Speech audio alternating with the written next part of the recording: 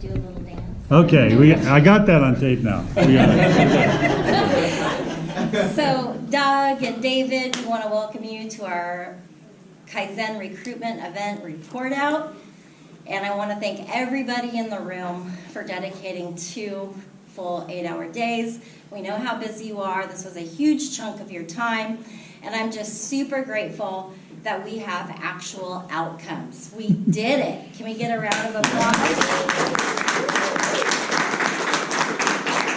I mean, when we started, we were really getting into the weeds when we were outlining those 33 steps. I don't know about you, but I was getting a little bit worried, thinking, are we going to make it to the end where we have a report out for Doug and Dave? And we were successful. And we just created an action plan, thanks to Nancy's good insight, so that our work here will not be in vain. There will be follow-up, and we will be making sure that they come to fruition. So having said that, I'm just going to go over our outcomes, our good outcomes that we were aiming for. The first one is a shorter process. The current range for a recruitment process from beginning to end is about 3 to 9 months. And from MPP up, the recruitments tend to take longer. And I was also hearing from Nicole and David that the failure rate goes up for a MPP or higher. So we're aiming for a shorter process. Retain candidates. Candidates drop out from the application process to the interview because it's just taking too much time and they need to find work right away. Large, diverse pool. We talked about the unconscious bias training and the importance of bringing diversity to Humboldt State University. Reduce redundancy. We are looking at lean efficiencies here. And so eliminating some of those double, triple, quadruple touches. Streamline for new employee success. The recruitment process is the employee's first impression of Humboldt State University.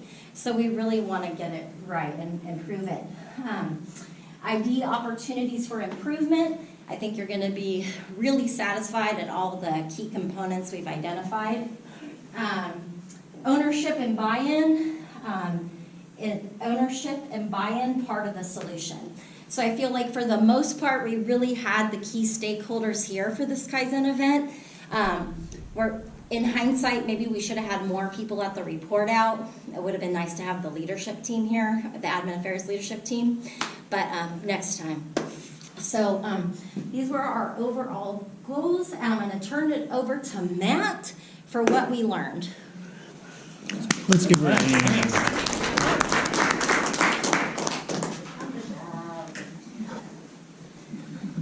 Okay, what we learned, Kaizen, the Japanese word for continuous improvement.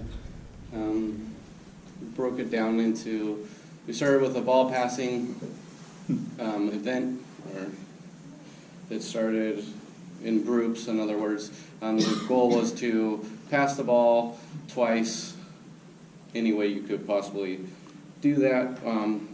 After the second group, we had a discussion because other groups felt they were doing, not cheating, but breaking rules, so we had to set up a policy to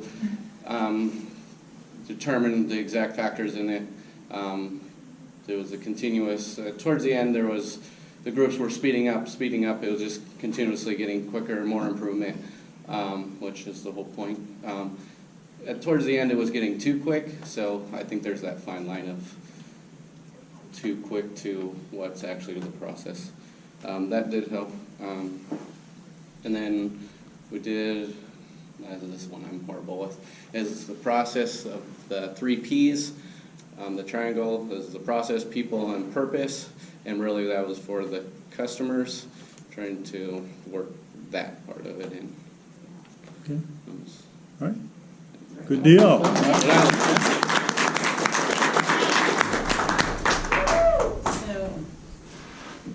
Can I actually walk the walls? I would walk. Yes. If I was okay. you. So we're going to walk the walls. So Doug and David, you were here for part of some of this. But we did, after, talking about what we learned and our outcomes, we talked about, what's our charter, what's the process that we're looking at, staff recruitment, who our customers are, who our key partners are in this process. We actually decided to focus our efforts because recruitment can vary from position to position. We kind of most of the time had our minds on what would it take to recruit an ASC. Then we determined that our timeline, we initially determined that our timeline was from when people started Form 1 at the department level, and that timeline ended on the employee's first day. So we tried to kind of basically cover that entire process and what it would take to get the right people in. So then we talked about our measures and our values.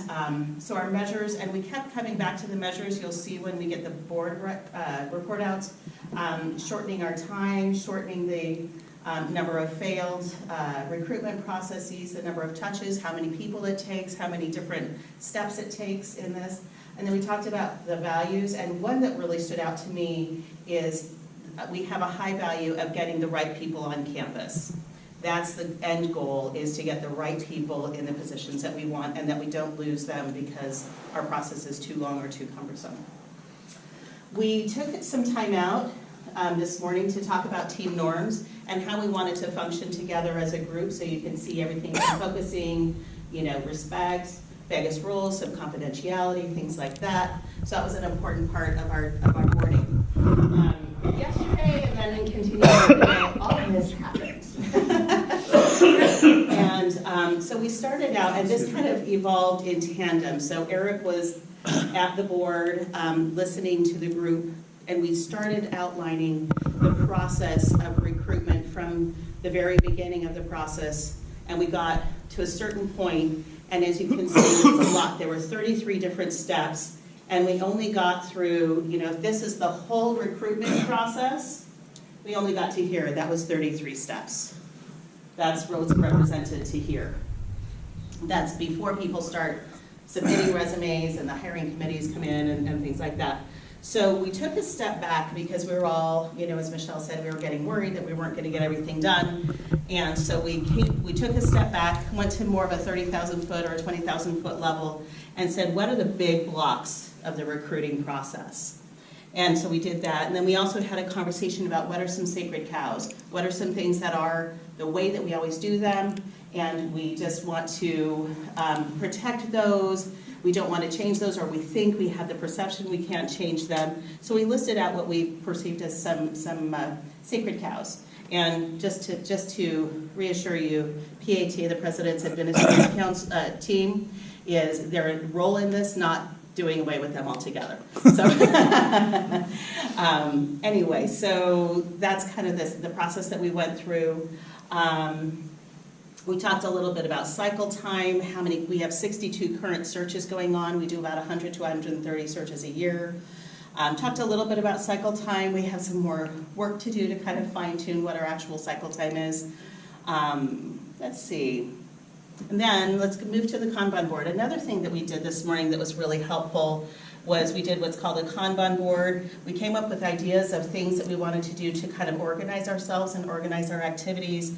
And then we put them into options, what we thought we really wanted to focus on doing and done. So you saw we got a lot of things done today. And we're still, I would say even we could move our 5S over here. Thank you. There we go. There's another done. And then from there, after all this, we did a multi-voting, I forgot this step, did a multi-voting on the big blocks of the recruitment process where we think we can create more efficiencies and do some more tidy work at various stages. And so there was a lot of kind of sense that around the Form 1, completing the Form 1, the approval process, and a couple of other things that people felt like we could make some improvements in. So that's how we decided what we would be doing for most of this, or actually all of this afternoon, part of this morning, is starting to figure out what those improvements are. So we worked in small teams and detailed out a lot more about how we can come up with some specific improvements to make. I think that's the end of the board. Is that about right, Eric? So that's where we are. Thank you. Yay.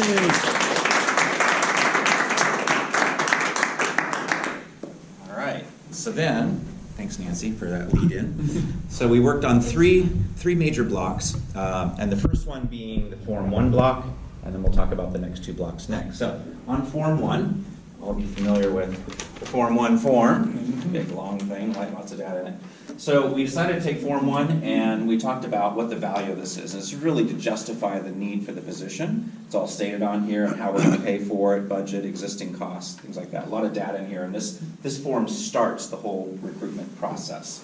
So we did some measurements on it. There are about 16 steps. If you go over there from 1 to 16, those are all getting ready for Form 1 submittal. And we expect an average about 6 to 10 folks to be involved in this between the search committee, HR, and administrators. So first thing we came up with was one of the major issues is standardized routing and approvals, and how we came up with some of these too. Nancy mentioned the dots. You'll see all the colored dots. So the more dots, the higher importance we want to put on these. So when we get to the issues with Form 1, we're really looking at time and time savings and efficiency. So standardizing routing and approvals was a big one. And we came up with what we wanted to do is to create electronic approval processes with emails, DocuSign, however, and trying to stick to it with no exceptions. What we found is each division does it differently. Each vice president does it differently. And so we wanted to make it, first off, simpler, more efficient, and more sustainable so we're not passing around hard copies throughout the process. So we've assigned Nicole, David Montoya, and Alfredo to work on trying to actually eliminate almost the signature spots on here and create an electronic method of getting approvals and routing through budget, through HR, and starting, of course, with the hiring authority and on up to the VPs. The next area we talked about is the next section of routing on the bottom of it, and that is the president's administrative team.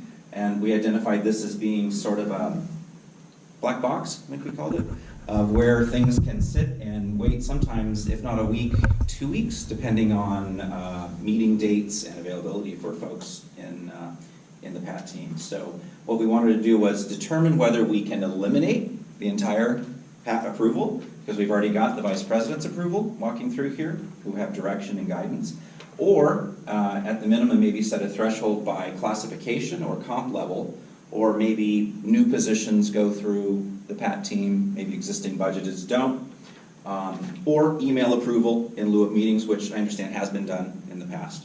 So that's something that we could continue to do on that to speed this up. We assigned David Montoya to sort of lead that up for us in reviewing it with the team and shooting for April 1st on that. So. This is my Vanna help. There, Vanna. All right, so Form 1 continued. So one of the other issues that came up was when you produce the Form 1, the packet that goes into HR has attachments, and those include the position description, the vacancy announcement, and the org chart. And we had a lot of discussion around that. Is it needed now? Is it needed later? Can we revise later? Sort of came back to the fact that it's nice to have the packet all up front, submitted in the whole packet so everyone can review the position, the description, and the org chart to see who leads are and supervisors and that. So to have that up front. So what we have looked to do to help out in that process is to create templates.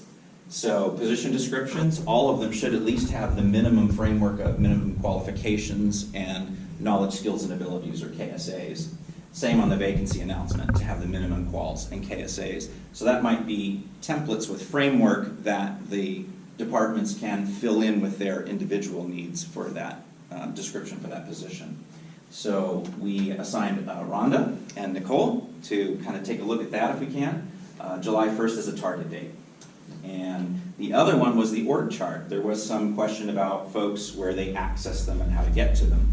And so we were going to try and create a repository of org charts, and we've assigned the departments themselves to that, along with Rhonda and Alfredo, and looking for July 1st. Every department seems to do it a little bit different, and not everyone in the department may have access to those when they're preparing the Form 1 packet. So that was another suggestion.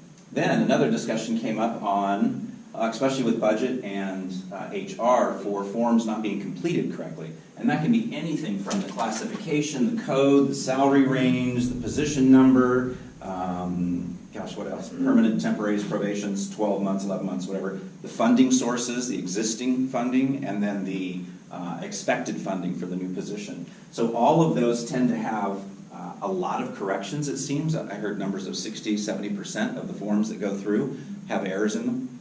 And so that's stopping the process and slowing the process a bit. So we talked about how do we improve that. And really we came up with two things. One is training on that process of where to get that information, how to get that information. And in the training scenario, we were shooting for July 1st date because Questica is rolled out and there's tools in Questica that most of the departments can access to gather more information that we're really not using yet. And so we also have Nicole and Bridget on that to help us with that. So often that information has to be pulled up from PeopleSoft, the CSU classification standards. It's all the things that we go to when we try and fill in those forms. The next part of that in helping forms would be to, as you're in the form, actually being able to have pop-ups or rollovers with little boxes that sort of tell you, for this, you want to put this in, or here's an example of what you might put in. Similar to, we have one link in here right now for the benefits I think we all use. It's a quick link to what benefits costs are when you're recruiting a person. With one dependent, I think, is our standard we try and use. So just trying to enhance the form to put more instructional pop-ups in those spots. And so those were the four big areas that we found on Form 1 that we wanted to try and improve upon. Okay, nice. I'm going to turn it over to Michelle, who will talk about our next block. Thank you, thank you. So the next key process block is the search committee. The value of the search committee is equity and fair selection. There's about 10 steps. And once it's with the search committee, it can take 6 weeks to 6 months, or that's lead time. So, and 8 to 10 head count. So one of the issues we're coming across is that 2-year expiration date on the unconscious bias training, and then selecting your committee and not having one up to speed on that training. And then the training's only offered once a month. So that could really delay when the committee can convene. So some countermeasures that we came up with was expanding that timeline on that training to 3 years. The previous provost came up with the 2-year time, so we're not sure if Lisa, being interim, would want to sign off on that, and also in coordination with ODEI. So we're estimating maybe fall 2020 when the new provost is in place to expand the timeline on the training. And the person who we're putting in charge of this is Mr. Montoya. And let me go to the video. I kind of got ahead of myself. Another avenue, instead of expanding the time, is to offer it online, with the caveat that they would take the training in person at a later date at some point. So there's already a video in place. So the person who could make this decision is David Montoya, and this is actually a Just Do It. He sat in on this and he says we can do it right away. So this is a good fix.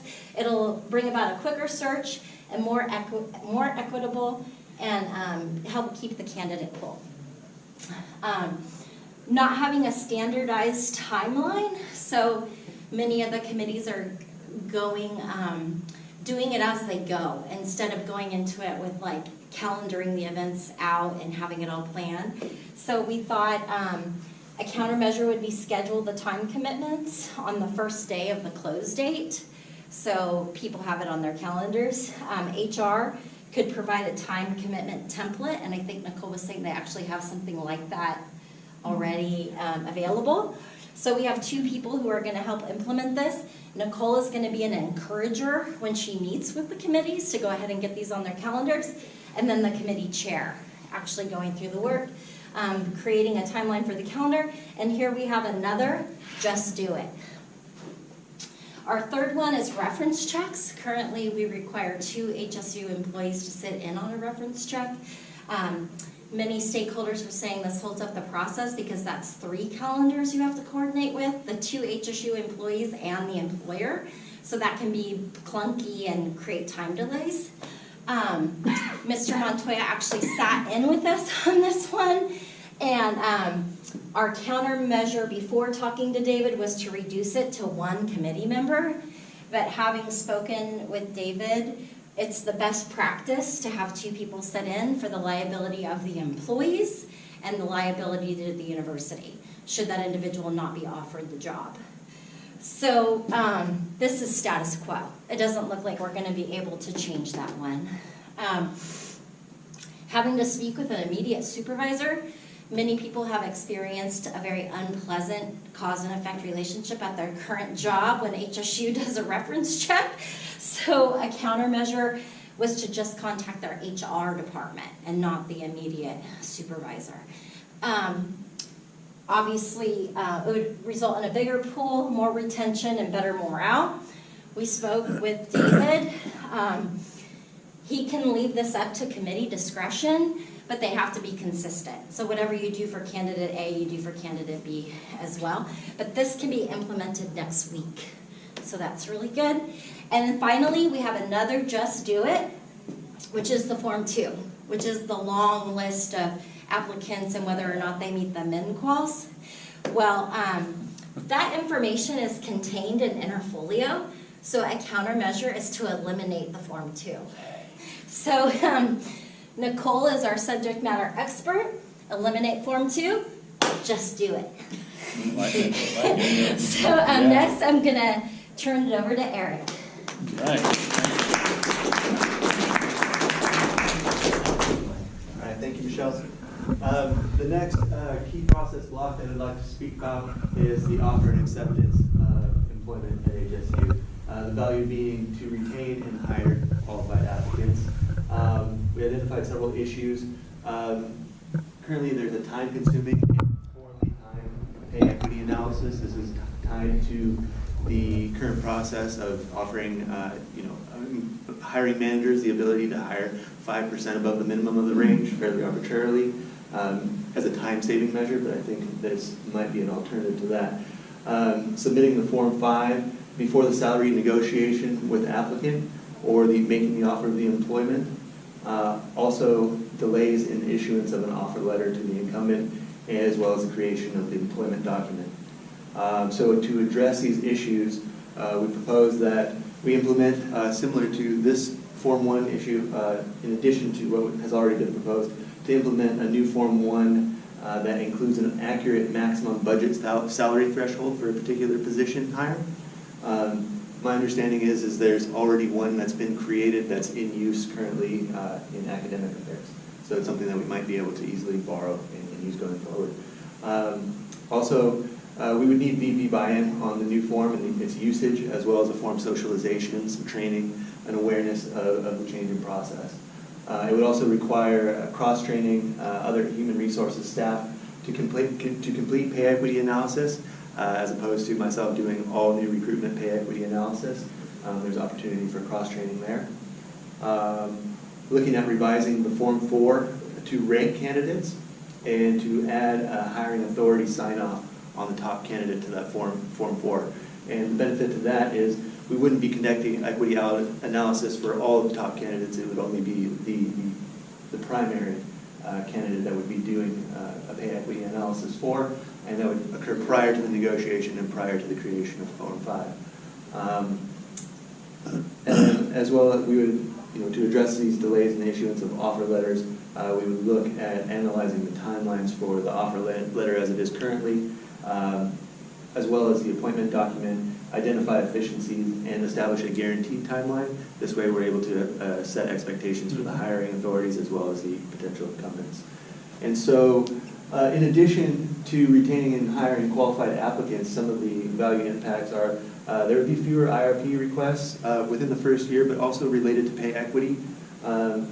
It would be a faster offer, and so we would retain qualified applicants in the applicant pool. We would also decrease campus liability related to the California Fair Pay Act. We would be having better employee retention, resulting in a lower cost of turnover, as well as a lower cost of recruitment because of the fewer touches in the process. Related to number 4, we have better salary negotiations, more well-informed managers, fewer touches as well, more equitable job offers, so getting that number right the first time and not having to adjust it later, or have issues related to salary later. Salary offers that are equitable begin a positive onboarding experience for the employee. They don't feel undervalued as soon as they get here. And then, again, improving the offer letter and appointment letter would lead to a better onboarding process related to getting folks access in a timely manner, ensuring they have a job row available and receive their pay in a timely manner and on time.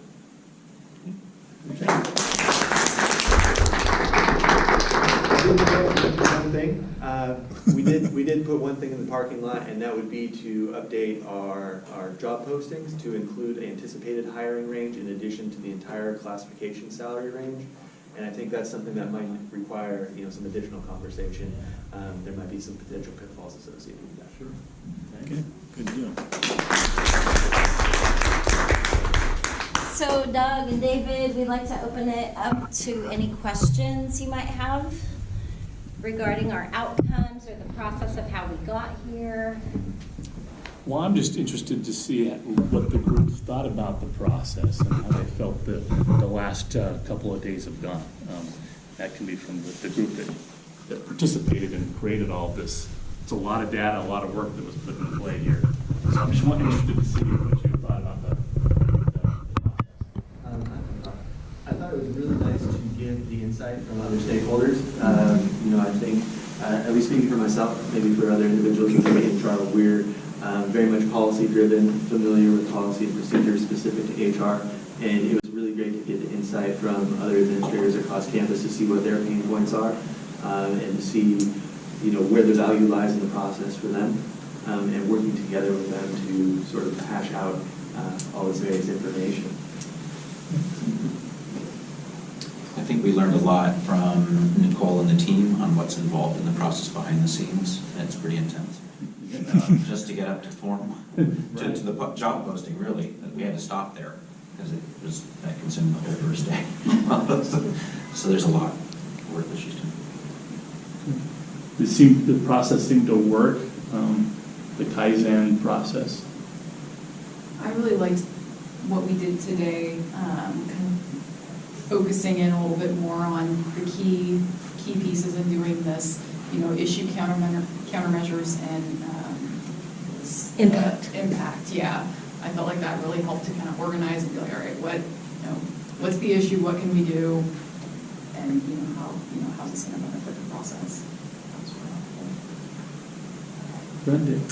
I was going to say that I don't know if this is different for other departments, but this is an HR process. So many HR processes are shared processes across the campus. There's so many other people who are touching these processes, and if this works, I think this is going to be a great way for, in particular, HR to move forward, because if it works, there's going to be buy-in. Buy-in from the campus community that other campus stakeholders have touched the process and given their input on it, and we've kind of made it better together as a campus community, and not just one core group of people saying this is what we think. It's really HSE saying, hey, we put an input and it's better. So hope and keep your fingers crossed that this is going to make the process better, and HSE says yes, this is our process. We give thumbs up to it. What do we envision as the next steps now? We got all this information and we've got these different pieces. Is there a repository that we put all this in? How do we go to the next level and be able to assess that we actually do what we said we were going to do? It's a great question. So I'm setting up a Google Drive, and I'm going to invite everybody here to it, and we're going to upload all of the notes that we took and all of our action items.